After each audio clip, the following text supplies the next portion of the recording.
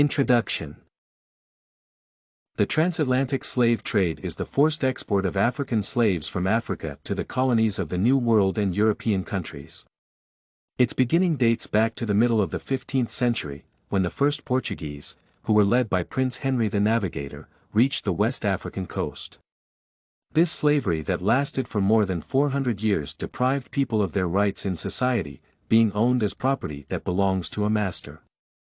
The triangular trade route was used by the slavers to transport Africans and force them to work primarily on plantations and mines. This paper focuses on the key issues of the transatlantic slave trade to provide its detailed understanding. Triangular trade. By the middle of the 17th century, the trade route was finally formed, and it received this name because it consisted of three separate paths in the form of a triangle. The first journey began from the ports of Europe when ships went to the shores of Africa with a cargo of various goods proposed for conducting slave trade operations. The main places where trade was carried out were Cape Verde Islands, Angola, the western part of Nigeria, and the coast of the Gulf of Guinea and Benin. The European traders with the support of states created a whole network of trading posts and markets that specialized in the trade of living goods, who went to the door of no return. For the most part, it was the exchange, although there were cases of buying slaves for cash.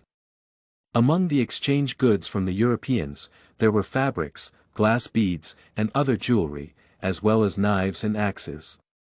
Paper, rum, and other alcoholic beverages, as well as firearms and supplies to them, may also be noted among valued products.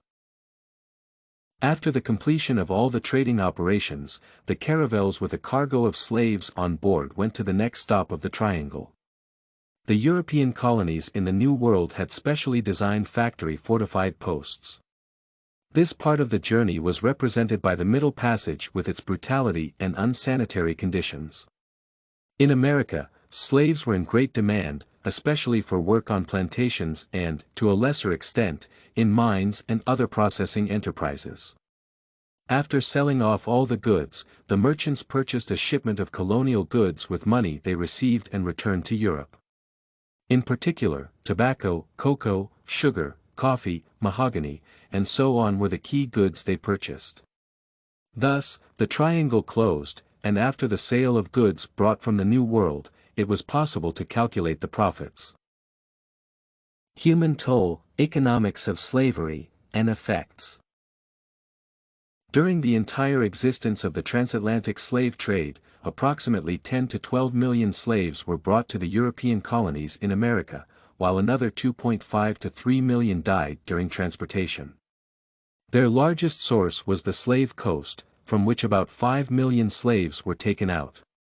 Moreover, most of them were brought after the independence of the United States, when a new democratic state needed large quantities of labor for cotton plantations. Before the American Revolutionary War, the export of slaves to America had reached 100,000 persons a year.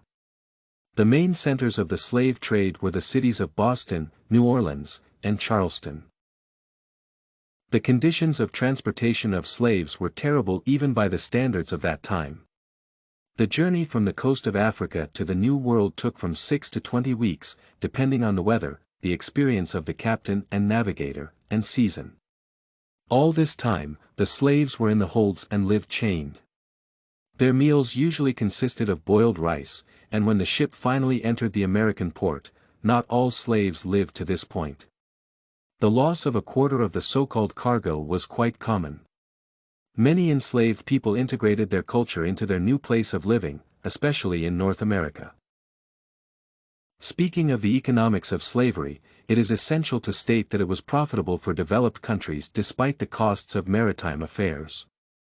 For example, France accounted for 6% of return for investors, which represented a 10% benefit. To initiate voyages to Africa, several merchants purchased parts of various ships so that at least some of them returned with profits. The British Empire was the most profitable since its colonies included Barbados, Jamaica, and Trinidad.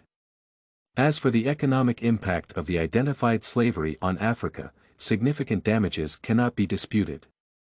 The population decline, which refers to transformation's demographic impact, and the inability to build an internal economy may be opposed to some financial advantage received by the African elite that sold slaves overseas. In exchange for people, Africa received goods that had no or little stimulation to its general development.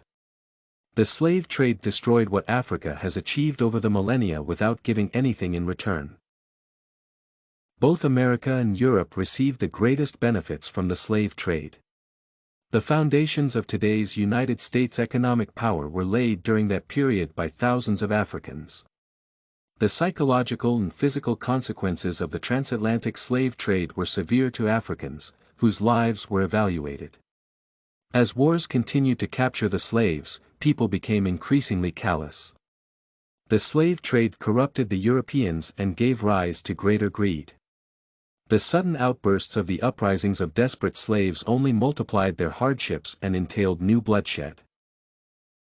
The moral decay, deformity of the psyche, the consciousness of complete security for the evil caused to other people, and the degradation of both slave traders and slaves were critical. However, the worst legacy left by the slave trade is racism. The notion of the superiority of the white population appeared due to trade slavery, and it was abolished only in the 19th century. One of the most evident examples is Carimbo, that meant brand marking slaves so that they can always be recognized. Even though the legacy of racism was cancelled, the racial discrimination remains a social problem in the United States. Conclusion. To conclude, the transatlantic slave trade was an unprecedented economic, social, and political disaster in the history of humanity. It bled the whole of Africa and placed it outside of civilization, also making Americans and Europeans morally degraded. The slave trade impeded the development of the main spheres of social production, such as agriculture and crafts. It contributed to the exchange, trade, and inclusion of Africa in the world market in a destructive manner. While the transatlantic slave trade lasted for more than 4 centuries, its consequences are still sound and critical to modern society. You can find this and many other essay samples on our website, studycorgi.com.